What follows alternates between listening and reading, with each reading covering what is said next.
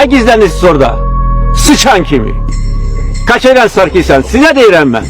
Paşinyan heç kimdir, onun indi dərdi azarı hakimiyyətə qalmaqdır. Buna görə də bütün müxalifəti tutturur. Qərb də susur buna, susur.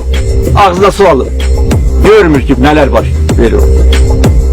Hərbi cinayətkarlar, Xocalı qatilləri sizi məhv eləmiş. Azərbaycan əskəri, Azərbaycan zabiti sizi məhv eləmiş. Əcəb deyil. Qaçdılar, gizləndilər. Burunlarını da belə soxa bilmədilər. Döyüş bölgəsi. Və hardadır sizin qəhrəmanlığınız?